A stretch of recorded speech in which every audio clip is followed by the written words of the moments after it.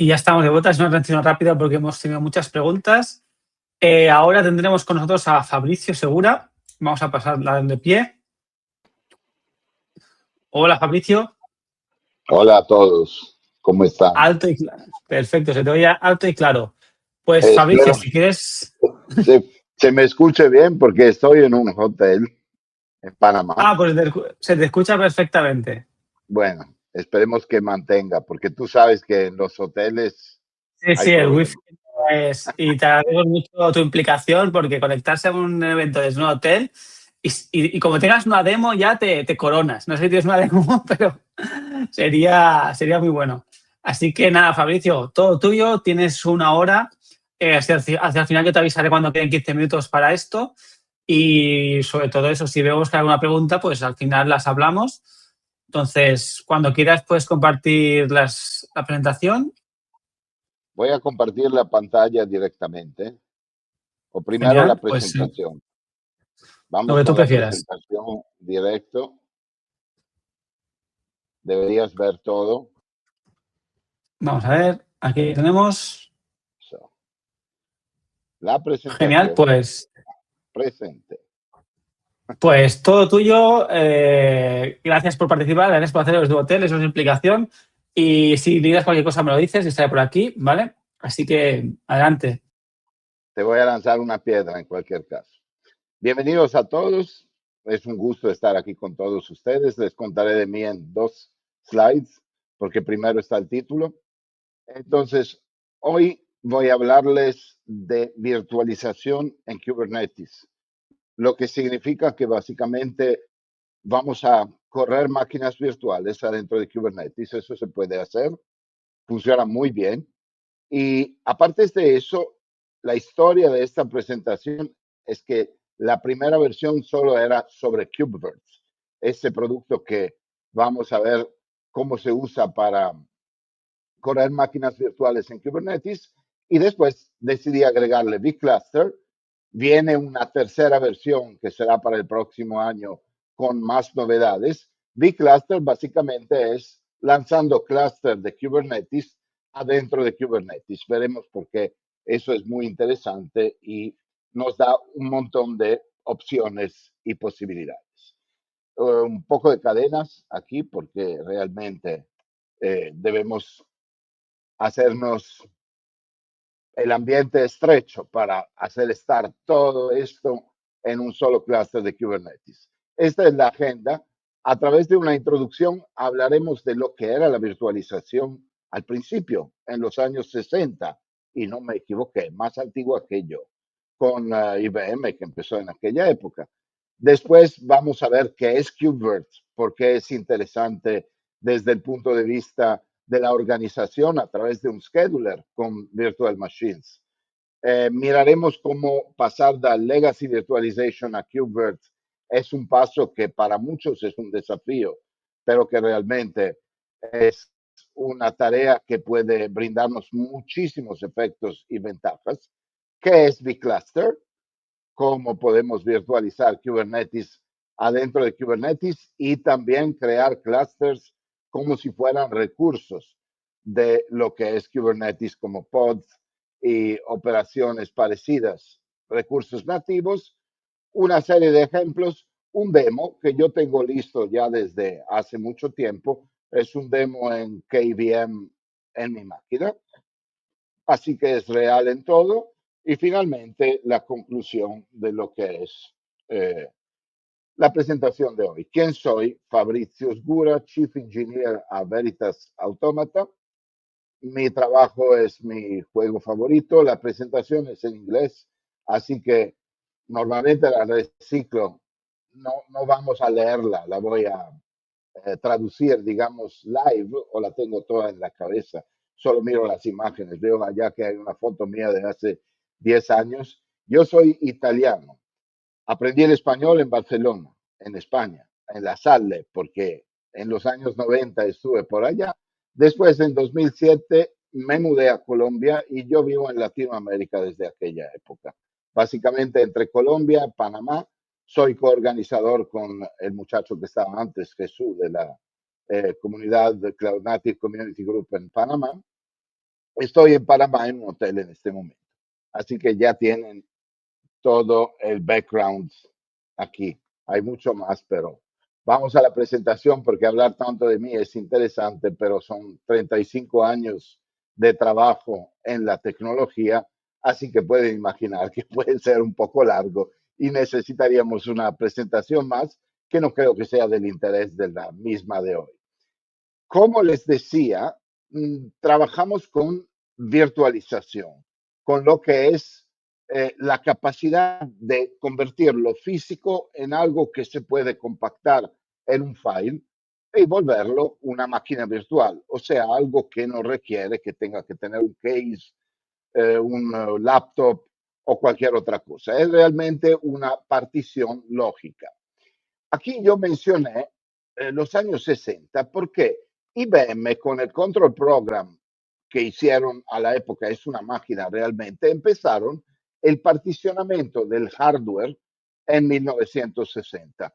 Tengan en cuenta que hoy en día IBM sigue haciendo este tipo de uso del hardware con el Logical Partitioning o LPAR, que es una tecnología que corre sobre Power 9, ya existía desde Power 7, son procesadores de arquitectura PowerPC 64, donde se pueden correr aplicaciones y a través del partitioning del hardware, reales máquinas virtuales aisladas, como por ejemplo un Red Hat Linux con OpenShift, adentro de un enorme rack de estos tipos de Power Series. Con esa experiencia que empezaron en 1960, ellos prácticamente abstrajeron el concepto de lo que es una máquina física para crear particionadas las máquinas que después vamos a usar virtualmente.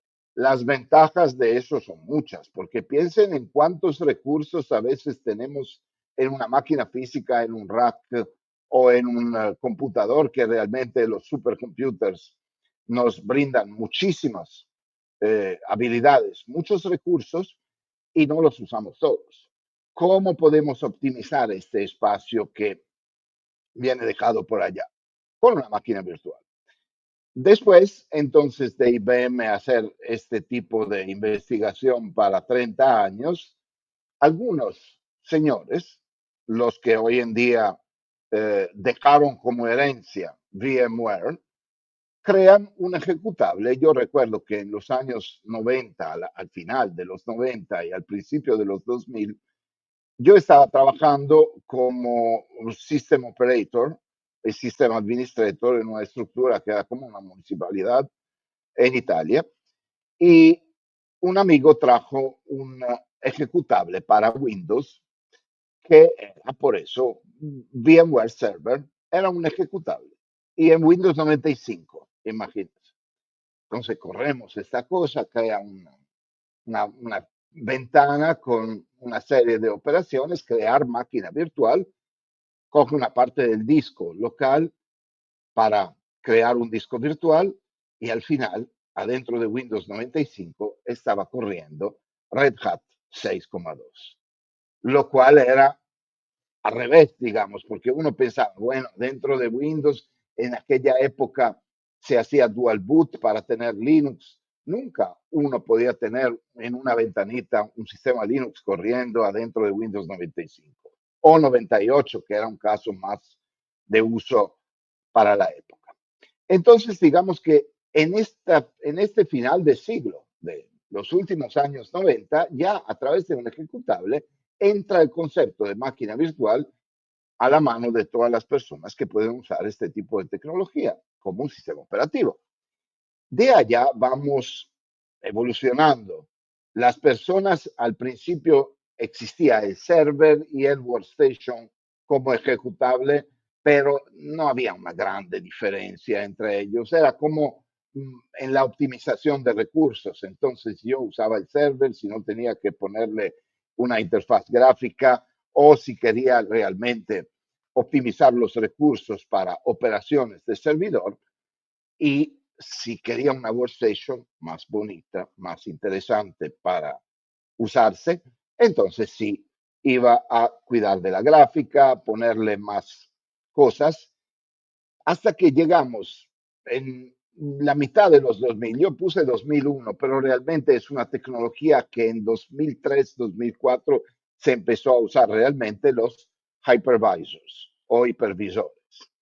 ¿Qué son esas cosas? Yo recuerdo un módulo en un rack, un closet rack con un servidor adentro, 3 pulgadas y 3U, y básicamente adentro estaba este hypervisor ESX, no I todavía, de VMware, donde a través de un DVD de instalación, 11 de ROM para la época, se podía instalar este VMware Hypervisor, que era una distribución de Linux muy customizada por VMware, que permitía crear máquinas virtuales, pero realmente optimizarlas, porque ni siquiera tenía una consola gráfica, era todo modo texto, y me conectaba a eso al principio a través del cliente UI de la época. Después con vSphere podía crear mis máquinas virtuales y hacer toda una serie de operaciones en la red y en todo lo que era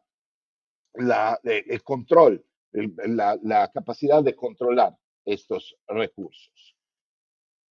Haciendo una escalera de tiempo, otra vez, empezando por 1998, miramos que primero está VMware con lo que le decía, primero un ejecutable, después viene este hypervisor LSXi, que es el último de los hypervisors de VMware, permite hacer toda una serie de cosas con storage fiber. Hoy en día se conoce todo como cloud storage, pero en aquella época se usaba la fibra óptica, había Worldwide Name, teníamos que configurar las zonas de discos backupando volume groups con otro volume group en otra parte, habían 2 líneas de fibra, canales AB. Realmente, desde el punto de vista físico, había mucho más de lo que hoy en día se simplifica con el cloud storage. Cloud storage lo digo no solamente para lo que tenemos en la nube, pero si aquí hay personas que realmente trabajan en data centers o en realidades donde lo híbrido es realmente el centro del negocio, saben que el cloud storage de hoy es realmente una tecnología donde hacer el RAID 5 que hacíamos en aquella época con controladores Adaptec ya no se hace más. Es todo simplificado desde este tipo de tecnología que permite también usar los discos de una manera mucho más sencilla, sin tener que conocer los sectores de un disco. Y las tablas de partición, aunque sería bueno que mantengan un ojo también sobre este tipo de conocimiento porque es, digamos, importante para entender todo el tipo de uso que se hace del storage hoy en día. En 2003 viene una tecnología de virtualización que se llama Xen, y si no lo saben, al principio AWS y los cloud providers usan Xen para trabajar con sus máquinas virtuales. Así que quien ha trabajado en AWS desde antes, cuando, digamos, en 2012, por ejemplo, una máquina podía tener el kernel, la AKI, que era la Amazon Kernel Image. Se podía hasta crear un propio kernel basado en lo que hacía Xen, hacía el boot de una kernel image y después de allá se montaba el disco real de la máquina y íbamos adelante con el uso de la máquina virtual. Esto era un sistema que se demostró no tanto confiable para los grandes cloud providers porque realmente tenía problemas de virtualización a través de este kernel. Entonces, el Linux kernel en 2006 empiezan, pero realmente el grande poder se empieza a ver en el equipo de KVM que desde 2012 en adelante crea un sistema tan estable, el KVM, que permite virtualizar directamente máquinas virtuales cross architecture adentro del kernel de Linux, tal que el mismo provider AWS y los otros abandonan Xen y se van para KVM. Hoy en día KVM es el estándar para cualquier compañía y, digamos, entidad, proveedor que quiera tener una flexibilidad que veremos después en la demo. Súper fácil de usar, a veces con interfaz gráfica, con Kimu es un command line, pero se pueden realmente convertir discos. Es un estándar que nos permite un máximo control de los recursos. Y recuerden, como digamos, un mensaje muy importante, una máquina virtual realmente es un archivo, no es nada más que eso. Después tiene la emulación, pero si lo dejamos todo al kernel, que ya tiene el conocimiento de todos los controladores de un computador físico, emularlo es mucho más fácil, porque ya tengo el comportamiento definido en lo que es el programa principal de la máquina host, o sea, el kernel. Por lo tanto, KVM empieza a comerse mucho del mercado sobre el hardware, hasta que Xen hoy sí se utiliza todavía, es como legacy de precario. Y en 2018, el equipo de Kubernetes, que ya en 2016 empieza la CNCF, Kubernetes se vuelve el primer proyecto mantenido después de ser liberado desde 2008, Borg a Google, y después se vuelve, digamos, mantenido por la CNCF. En 2 años, alguien empieza a trabajar sobre KubeVirt, que es la abstracción de lo que es el uso de Kubernetes con máquinas virtuales. Hacemos un recap here, una recapitulación. Miramos que la Legacy Virtualization era orientada a una tecnología donde creábamos monolíticos. Así que todo estaba en la máquina allá adentro, muy difícil ver al principio, en los años 90, algo como microservicios. No existía este real patrón. Se hacía un código, la mayoría de los programadores y desarrolladores utilizaban un ambiente IDE, como podía ser a la época Delphi 3 o Delphi 6 para quien usaba Pascal, producían un ejecutable y todo esto era básicamente el corazón del software. Cuando nos movemos a Cloud Native, empezamos a pensar que los recursos son capilares.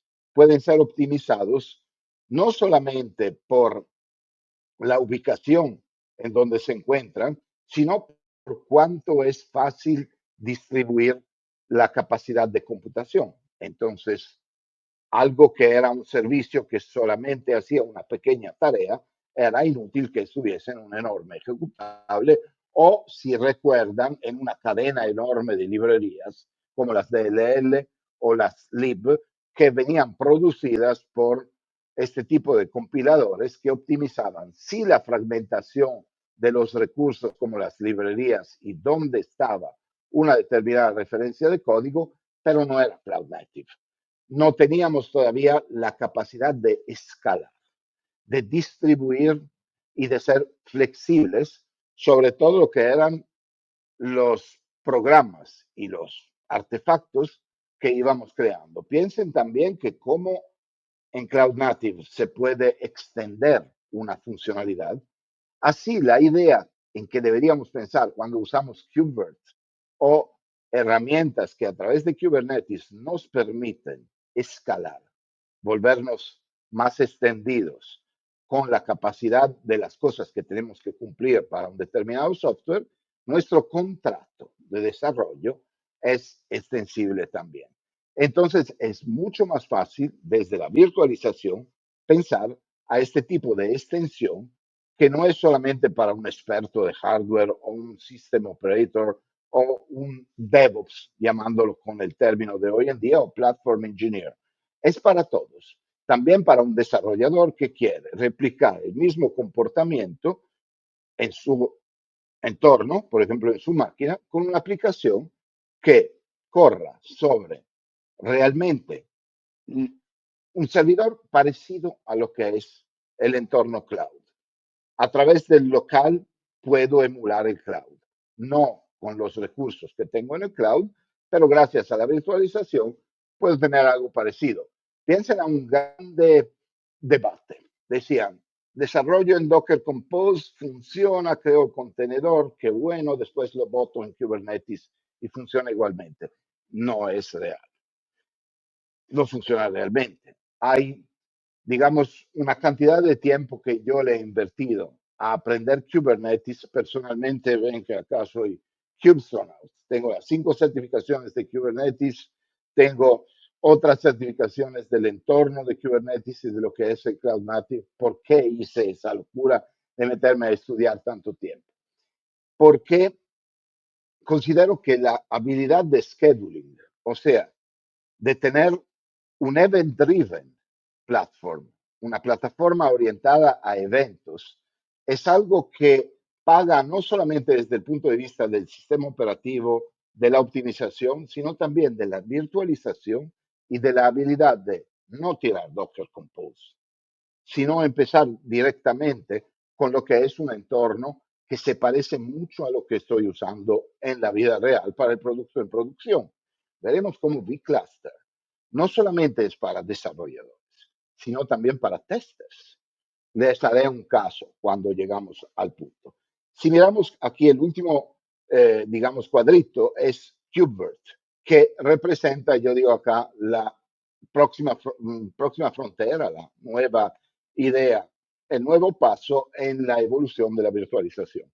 Realmente ya esto se ha cumplido, porque KubeVirt tiene su propio summit, tiene un espacio bastante importante en la comunidad y hay muchos proveedores híbridos que usan KubeVirt hoy en día para simplificar lo que es la optimización de recursos en sus propios hardware o hybrid clouds. Si miramos lo que eran los problemas en la virtualización legacy, y aquí vamos a considerar que VMware todavía existe, pero está adquirido por Broadcom, han cambiado los costos, las licencias, y les aseguro que desde el punto de vista profesional, vale la pena aprender KubeVirt porque hace un par de años la gente empezó a pensar cómo migrar desde VMware a KVM. Y no es una cosa tanto sencilla, porque si piensan, VMware construyó un ecosistema alrededor del vSphere, después tenían Fusion, donde yo podía configurar varios data centers, tenían VMware Cloud, empezaron con una solución parecida a Kubernetes, que era realmente Kubernetes sobre VMware que conocerán, se llama Tanzu, y de allá trataban de hacer un ecosistema que no fuera el que, digamos, conocemos como el entorno genérico de Kubernetes. No funcionó o funcionó en parte. Ahora, en el mercado, quien adquirió VMware, Broadcom, cambió mucho las licencias. Por ejemplo, pueden descargar VMware Workstation gratis. El proceso para descargarlo, si no lo han hecho, no imaginan. Hay que registrarse en un puesto, después empieza el download, pero no ha empezado. Han complicado la cosa o realmente no le han invertido bastante tiempo.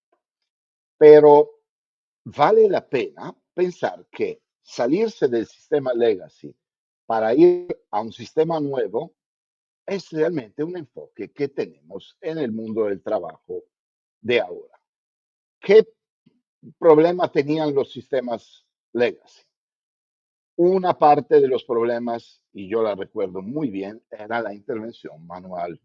Cuando había no sé, un problema de espacio disco, uno clásico, tocaba ir allá y enloquecer. A veces había espacio que sobraba, otras veces había que agregar más discos, reconstruir todo el volumen lógico o el volume group con todos los volúmenes dentro, cosa que hoy no se hace más. Si uno trabaja en cloud, agrega un disco, siempre EBS son dos, ¿qué hago? Debo particionar. Sí puede ser un problema a nivel de sistema operativo, pero en línea general, si dejamos todo a Kubernetes y usamos una storage class que no sea la default, por ejemplo, Longhorn, Portworx, son extensibles. Solo debo darle un volume extend o un file system extend, como se podía hacer con el Riser File System y otros. Pero esto es un conocimiento que viene del pasado y en el pasado teníamos que hacerlo siempre. Hoy en día tenemos que hacerlo solo en casos límites si no usamos las buenas prácticas. Así que un punto eran los recursos. Después los costos de licencia. Aquí lo puse como un título, pero sabemos que por cada servidor yo debía tener una licencia de algo. Si era Windows, ya pueden imaginar. No es que me hacían un descuento si tenía 1000 servidores. Debía comprar 1000 licencias. El descuento sí podía estar, pero siempre era un costo importante. Después, hoy en día les decía que vamos hacia el cloud. Vamos a tener esta extensibilidad, escalabilidad, capilarización. Pero para hacer todo esto usamos Kubernetes, un scheduler, event driven, basado en eventos. Muchas cosas que, digamos, permiten a esta tecnología de ser flexible. Lo que era legacy es incompatible. Toca hacer migraciones. Otro concepto del business o de cómo optimizar mi carrera es que si soy capaz de hacer una migración de monolítico a microservicios, soy un ingeniero que viene contratado. Hoy en día, la incompatibilidad del pasado con lo que son los workflows de Kubernetes, yo mencioné Docker Compose, no es tan incompatible, pero no es lo mismo. No puede escalar, me toca hacer operaciones manuales.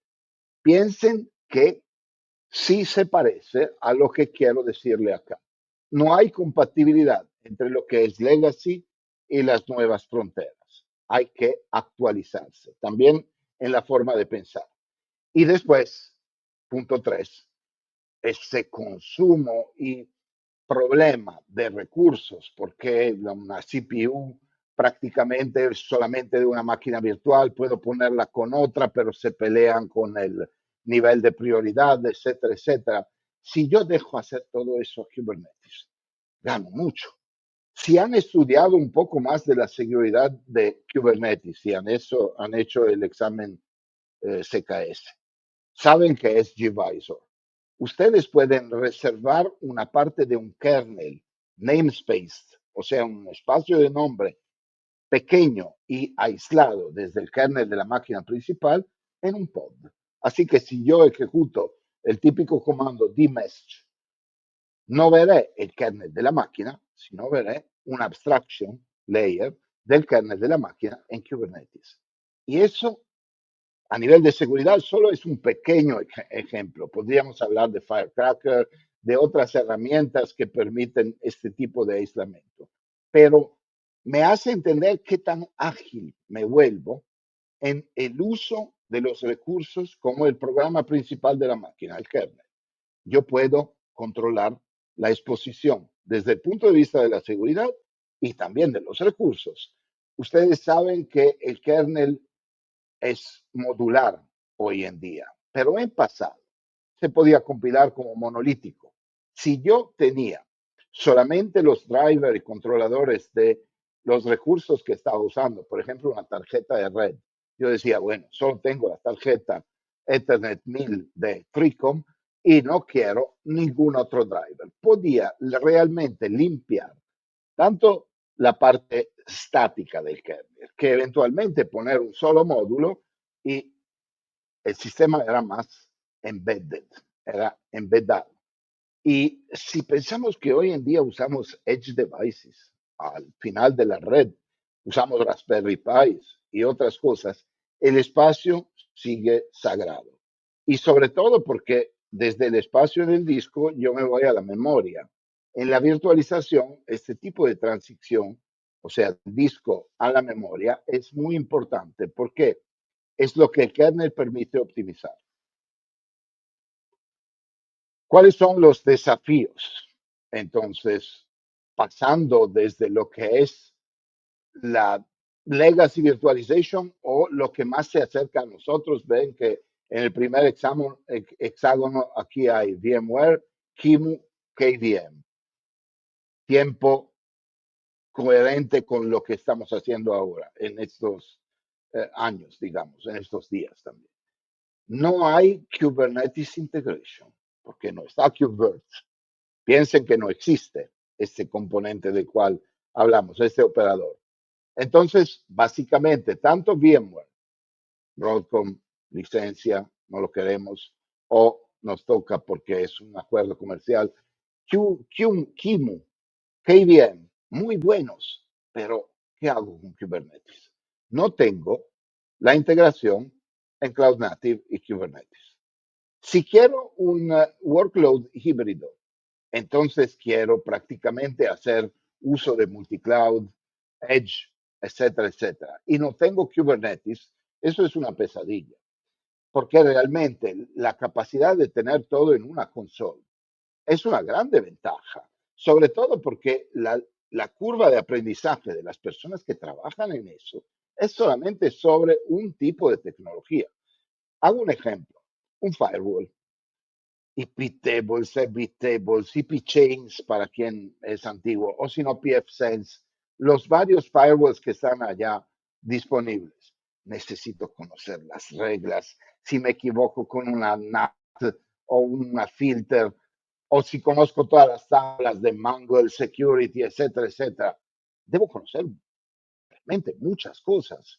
Y, y si conozco solamente la habilidad de usar las network policies de Kubernetes, ¿qué cambia en el resultado? En línea general, nada. Debo conocer un poco más de cómo optimizar este tipo de configuración. No para nada hay certificaciones. La CKA y la CKAD hablan de network policies y al principio no a todos les entra este tipo de concepto. Pero si tienen conocimiento de redes y de firewalling, network policies le parecerá una maravilla porque dice, hay una estructura declarativa para decir, ese puerto a este IP, sí. Si no, no. Súper fácil. Es un ejemplo, pero hace entender cómo, pasando en los hybrid workloads, donde un cloud provider puede tener una forma, security group, Azure puede tener otra forma de AWS, Google una más. No hablemos de IBM Cloud, Oracle Cloud, cada uno tiene lo suyo. Y si yo en Kubernetes solo tengo network policies, ya no tengo pesadillas en las operaciones. Recursos, tengo que he comprado esa maravillosa CPU, no sé, quedamos en AWS porque son los tiers más conocidos. Me compré las M5 X Large, que bueno, son 8 core, 4 core, ¿cuánto es? Pero, ¿cómo los uso? Si yo solamente tengo el sistema operativo, digamos que el resource limits que puedo poner en Kubernetes o la optimización sobre los requests, sobre todo los limits, dejémoslo porque realmente mejor conocer los requests que no los limits en Kubernetes. Todo este tipo de optimización no lo puedo hacer. Imagínense si desde Kubernetes a KubeVirt tenemos también la capacidad de declarar cuántos recursos va a consumir una máquina virtual como una especie de almacén central donde tengo todos los recursos y un grabbing en el archivo de configuración me llevo los recursos que realmente necesito como una red. Es una grande ventaja. La limitación en performance, que es en el último hexágono aquí, es relacionada con lo que eran los desafíos de la dinámica de lo que es una plataforma de virtualización tradicional. Si los recursos son aquellos, por cuánto yo extendo, por cuánto escalo, no es como tener Kubernetes que está por encima, abstraído desde lo que hay por debajo y permite una consola de control. La vieja virtualización necesitaba agregar módulos físicos. Podían ser tarjetas de redes, podían ser puertos físicos, porque los puertos lógicos podían ser 128, pero la VLAN real correspondiente a un determinado puerto físico podía tener problemas de cuello de botella, necesitaba más rack mounted servers, blade centers, un montón de hardware. Entonces, no obstante, esto permitía usar los recursos de la manera mejor, no llegábamos al punto que nos brinda Kubernetes como la habilidad de consolidar estos recursos en manera eficiente. Vamos a ver el hybrid workload. ¿Qué es? Es muy interesante, pero dicho en pocas palabras, es la capacidad de lanzar contenedores, máquinas virtuales, cualquier vClusters, todo junto, en el mismo entorno. Un ejemplo, Service Discovery. Uso el Core DNS de Kubernetes para, entre un contenedor, tener el Active Directory de la máquina virtual de Windows, por ejemplo, y uso el Service Discovery para vCluster para que vea el Core DNS para conectarse al clúster más grande y usar los servicios, o para hacer un servicio del clúster más grande solamente visto como vCluster, para tirarle un kubeconfig, un kubectl command directamente al clúster. Esto es la capacidad de mezclar todo lo que hablamos juntos, y más que virtualización, yo lo llamé, como lo llaman todos, hybrid workload, la capacidad de hacer todas estas cosas. Podemos controlar todo lo que es la fragmentación. Tenemos que tener equipos que comprenden dónde están las cosas, pero no cómo se hacen las cosas. El Platform Engineer será con el DevOps el que realmente cuida de que todo este ensamble esté consistente. Pero los desarrolladores solamente usarán algo que funciona, no como un sueño, sino como una realidad. Esto implica, yo puse Innovation Challenges. ¿Por qué? Porque la capacidad de cambio, adaptarse a las nuevas situaciones y mirar a dónde vamos a acabar con determinadas cosas, a veces es más complicada de lo que parece. Por lo tanto, la gente tiende a crear silos.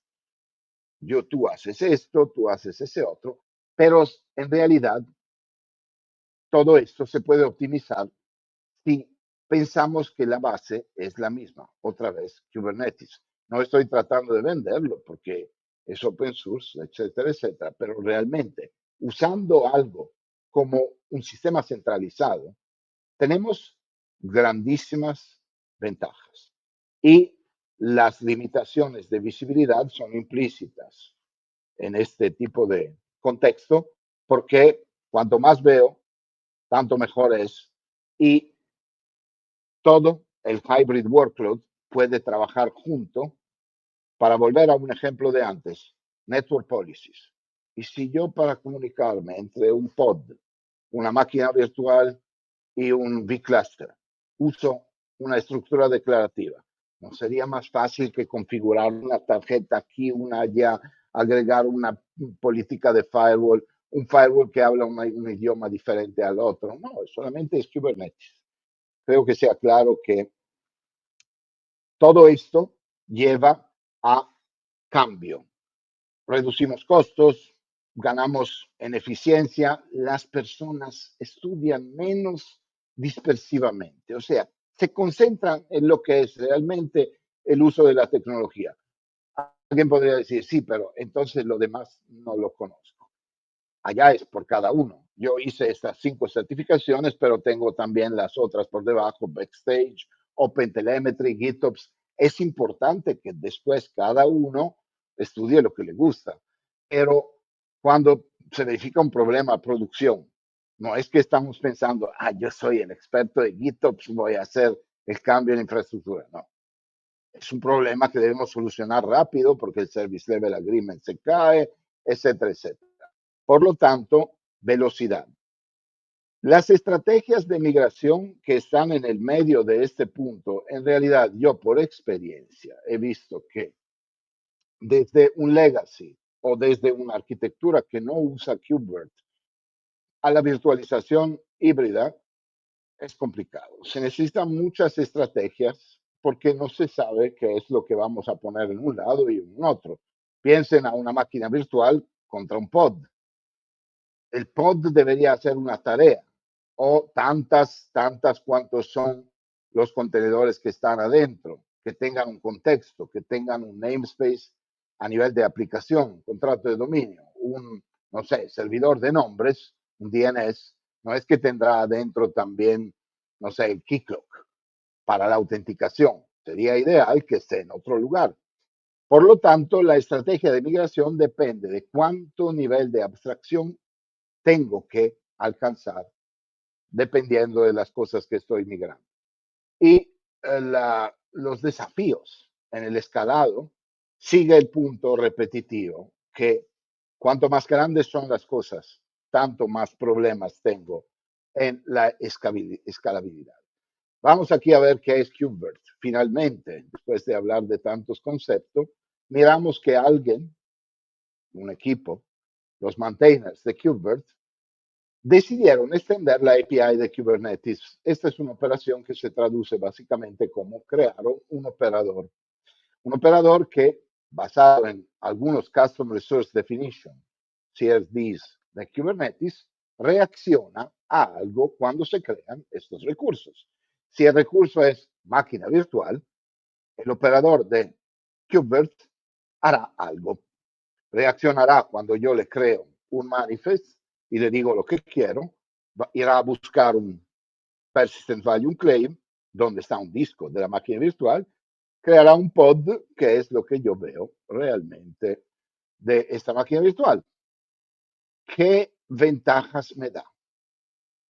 Pues realmente no necesito una estructura como vSphere o el libvirt manager, porque está todo a portada de command line, kubectl, get VM, y las veo.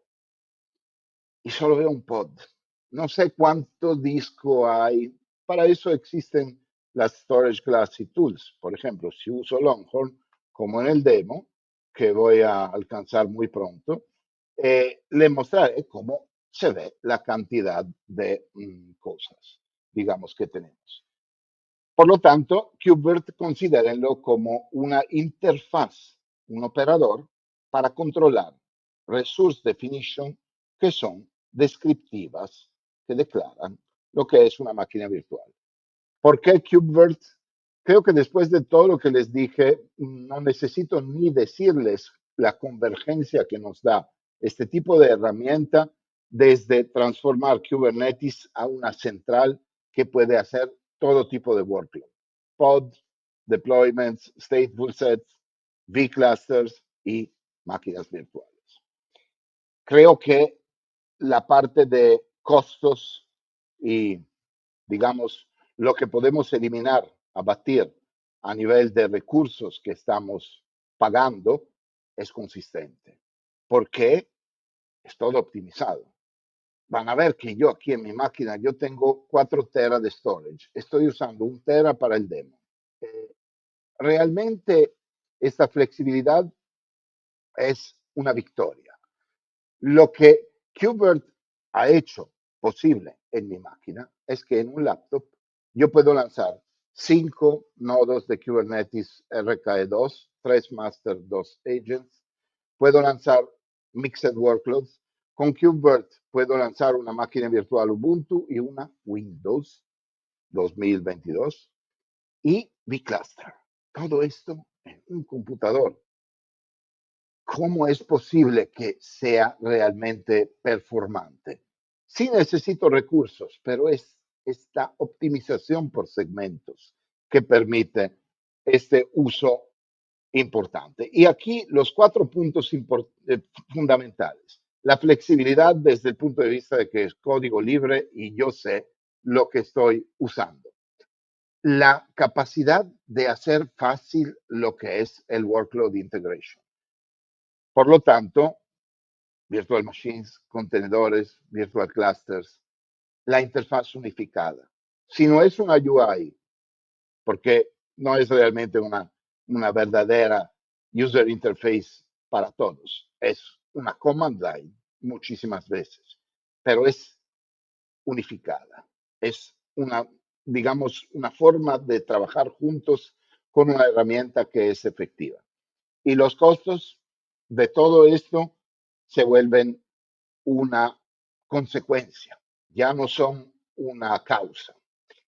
¿Qué es vCluster? Para ir rápido a terminar la parte de la teoría, es un Virtual Kubernetes Cluster. Loft, que es una empresa que ha trabajado en este tipo de mantenimiento para vCluster, lo considera único porque es un cluster virtual que tiene el propio control plane. Si ustedes saben, en los masters el control plane está adentro. Si yo tengo todo adentro de un pod, se vuelve muy interesante porque es un ambiente de prueba perfecto.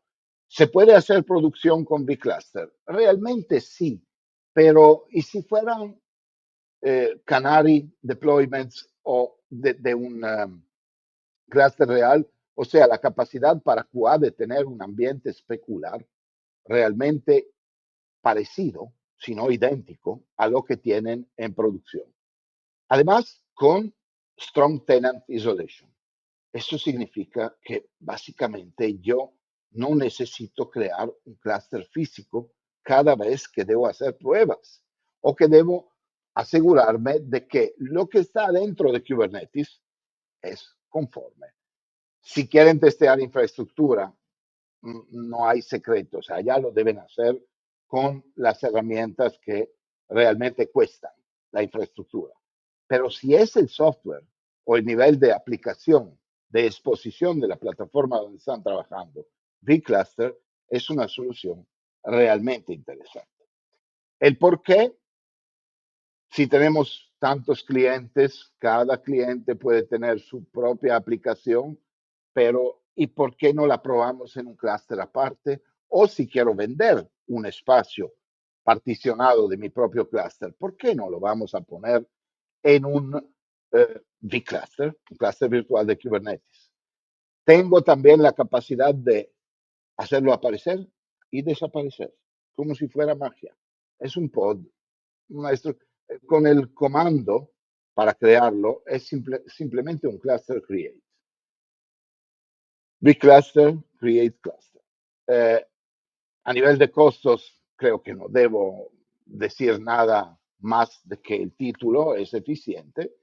Y como compatibilidad, depende de la versión. Yo puedo tener un clúster de 1.30, de 1.33, de 1.19, de 1.25 y instalar todas las herramientas como en este caso Kubectl, Helm, el CI/CD, etcétera, etcétera, que me permiten ser consistente a nivel de integraciones y de compatibilidad.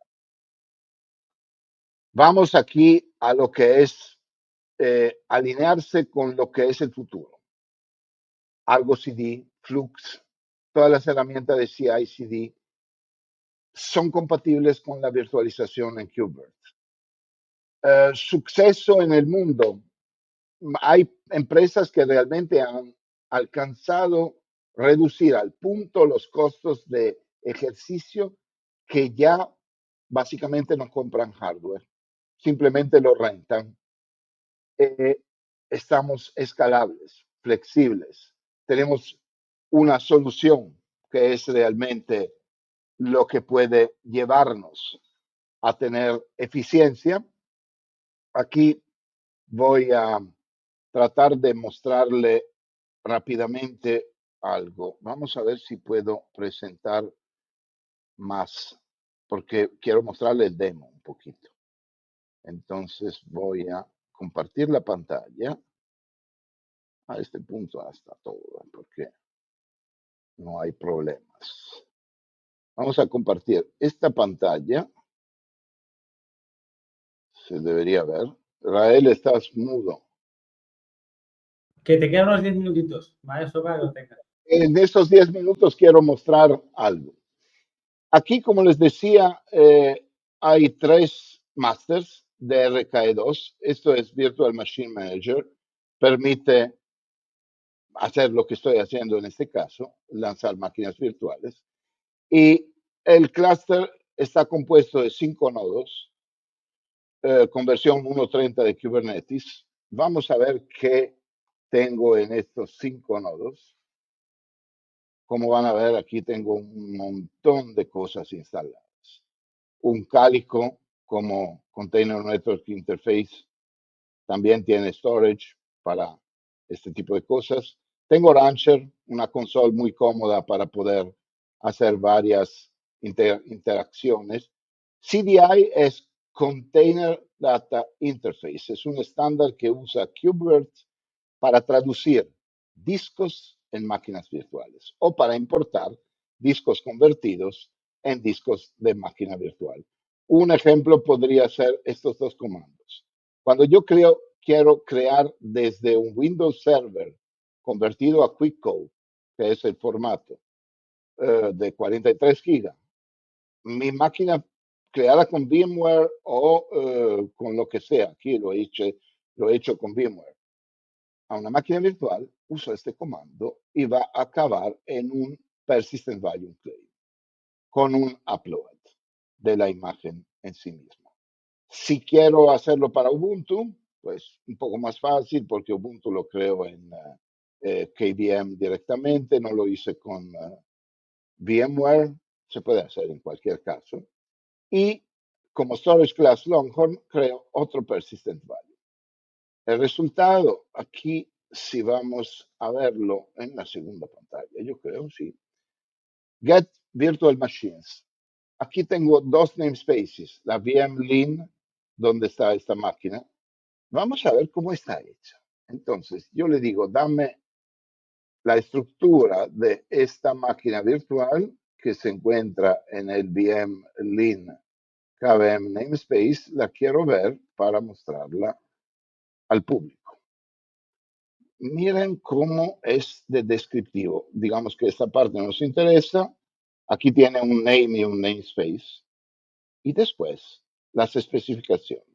Es running, sí. Tiene dos cores. Tiene un Virtual Device Disk, que es el Persistent Volume Claim que les decía que importé aquí. Tiene 4 GB de RAM y es una máquina Q35, básicamente, muy parecida a un 486. Es de arquitectura MD64. ¿Qué pasaría si quiero ponerla con, ARM64? Puedo, es un poco lenta, pero ¿y si le conecto un nodo de Kubernetes con una Raspberry Pi a mi cluster de 5 unidades que están todas virtualizadas aquí? Pues funcionaría muy bien. Vamos a la segunda parte, que es services.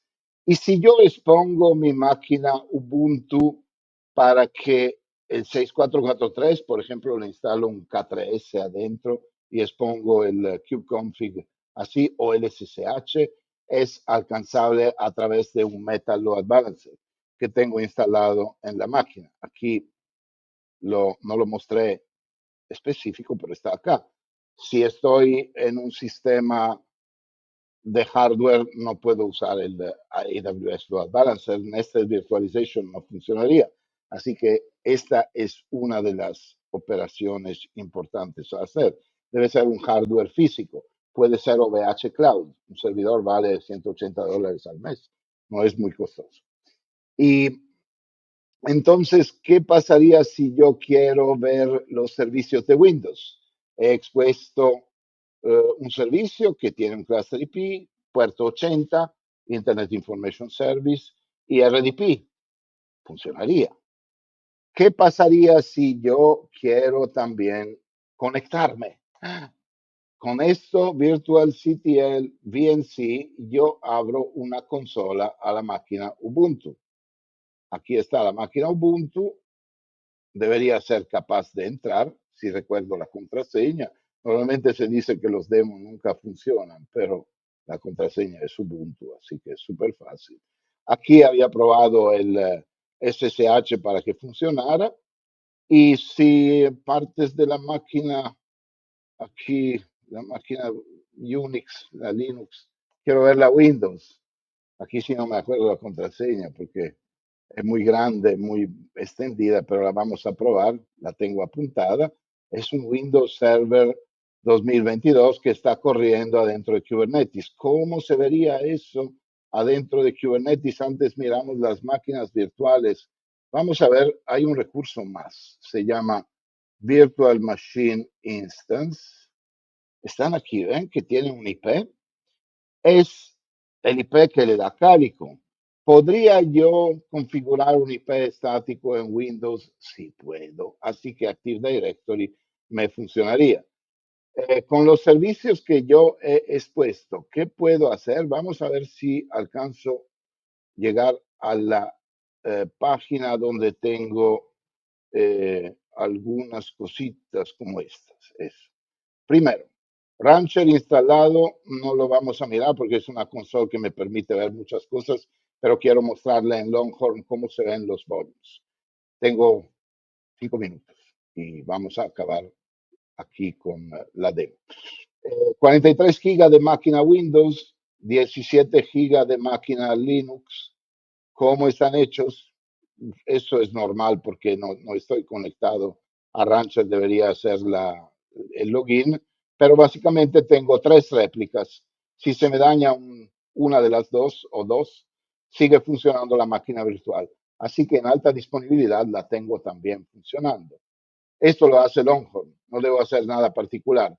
De storage en mi máquina tengo 277 gigas particulares, 43 son usados por Windows y lo demás de 16 son la máquina Linux. Más recursos, necesitaré más espacio.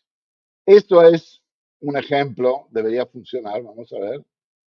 No funciona, probablemente porque está, no, a respuesta. 122.5 es el Internet Information Server que es puesto con aquel servicio que le mostré antes aquí. Ahora, sin ir demasiado adelante, miramos qué puedo hacer con vCluster. Yo acá tengo mi vCluster que está corriendo aquí en este namespace Tmix. Si yo me quiero conectar al vCluster, con vCluster Connect prácticamente cambio el contexto de kubeconfig y veo que tengo un cluster con solamente core DNS adentro de mi cluster. Si me desconecto, vuelvo a mi cluster inicial.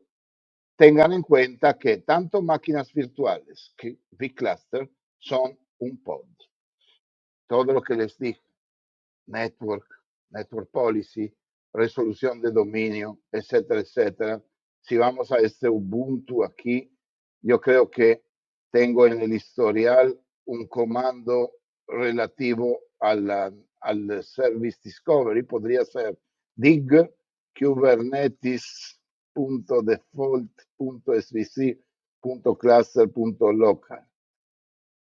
Está el cluster name resolver, el core DNS disponible. Aquí yo pararía para darle espacio a Rael, porque yo sé que podríamos seguir muchísimo. Yo tengo mucho más para mostrarles cuando hablaremos de Te la... quedan 2 minutos si quieres acabar lo que tengas esto en 2 minutillos y Sí, luego paso a Gonzalo, que es el siguiente speaker.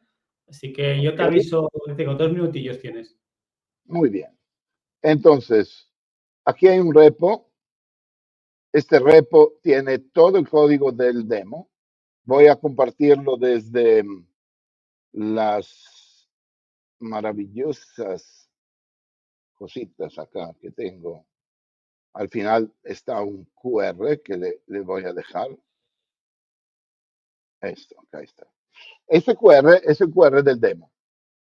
Este demo inicialmente no tenía vCluster, ahora lo tiene. Si van a Visual Studio Code, a README file, están todos los pasos que yo básicamente he seguido para crear esto. Este demo está basado en Terraform y a través del provider libvirt crea en una máquina local con QEMU, KVM, todo lo que es lo que han visto.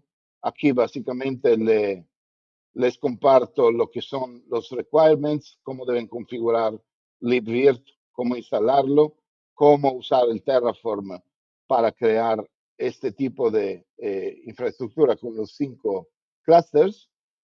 Y me gustaría realmente conocer su opinión sobre lo que es esto cuando van a hacer clone del repo y deciden que me quieren ir a buscar y darme una paliza porque es muy complicado.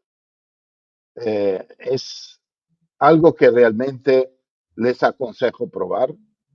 La versión nueva del demo creo que será una presentación completa solamente práctica, incluye Raspberry Pi y Jetson Nano como módulos aparte, todo gracias a KubeVirt optimizado para funcionar en Mixed Workloads en Kubernetes. Rael, Pues, podemos concluir sí. aquí. Muchísimas gracias, Fabricio. No había tiempo preguntas, pero prefería que hicieses la demo porque creo que es la parte más interesante. Se ve súper bien explicado. Como siempre, esto luego lo publicaremos en el Discast de Kubernetes. Ahí podemos poner un enlace a las diapositivas, un enlace al repo y la gente podrá hablar contigo a través de ahí. Muchísimas gracias por esto. Muchísima suerte con el CACE de Panamá. Y vamos Gracias. a seguir con el siguiente speaker. Vamos.